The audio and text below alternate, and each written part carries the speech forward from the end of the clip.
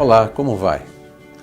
Hoje eu gostaria de falar com você sobre um tema que é objeto de muitas dúvidas, muitos questionamentos, que é o reconhecimento do vínculo empregatício, quando você tem alguém trabalhando que não é registrado na carteira de trabalho, mas que vai à justiça para reconhecer esse vínculo.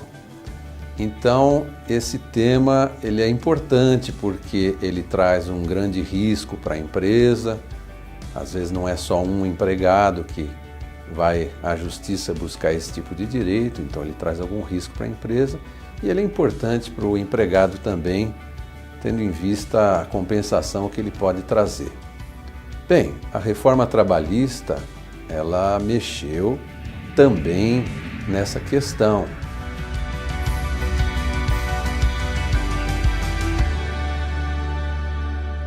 Ela tocou em muitos pontos, tem uma abrangência grande, mas ela também tratou no artigo 442b, um dos artigos que mexe um pouco nessa área, ele fala do contrato de autônomo. Então nós percebemos por esse artigo de lei que a questão da exclusividade, da continuidade do serviço perdeu um pouco da importância, mas permanece a importância do princípio da subordinação. Então, aquele trabalhador que estava subordinado ao seu patrão, obedecia a ordens, regras e tudo mais, ele vai continuar sendo reconhecido como um empregado seletista. Então, o que é essa subordinação que eu estou falando? É aquele poder de comando que o patrão tem sobre o empregado. Então, ele vai definir o local de trabalho, os dias que serão trabalhados, o horário também desse trabalho, tudo isso significa que existe essa subordinação, esse comando do patrão sobre o empregado. De outro lado, quando isso não existe, é entendido como um contrato de um trabalhador autônomo. Então, quais são as características desse contrato onde existe a subordinação hierárquica?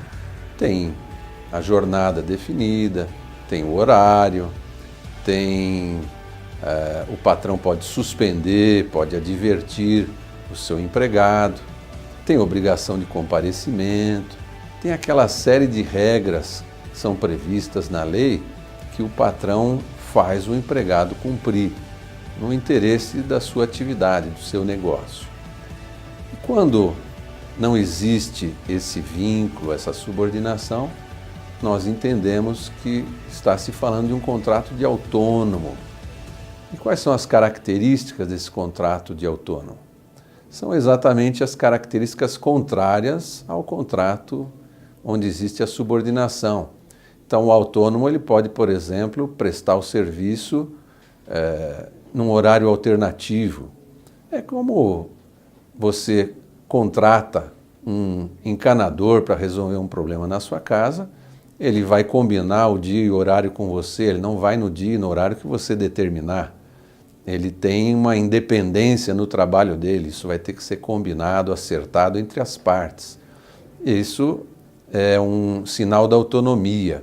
Então, tudo aquilo que depender de combinação entre as partes, existe uma certa independência do prestador do serviço, estaremos diante de um contrato de autonomia.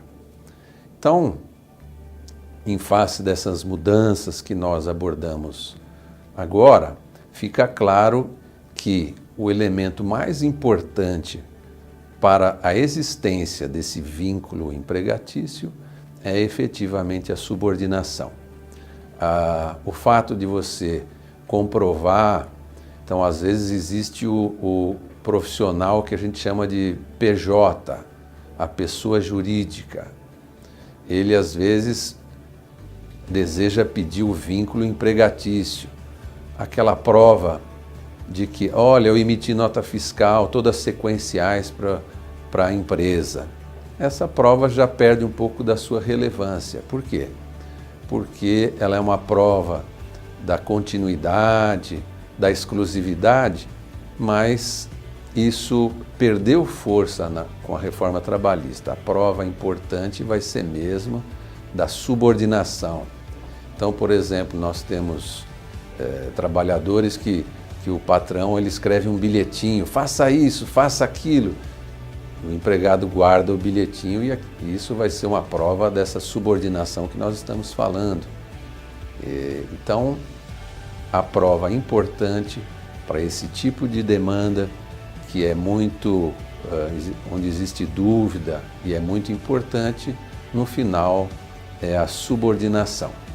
Então era isso que nós tínhamos para falar hoje. Agradeço muito a sua fidelidade ao assistir integralmente esse vídeo. Muito obrigado.